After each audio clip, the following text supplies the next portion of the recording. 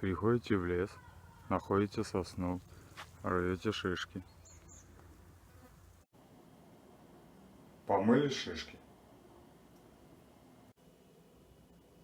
Режем пополам, засыпаем в банку, пересыпаем сахаром, ставим в темное прохладное место на 3 месяца, чтобы прошел процесс ферментации.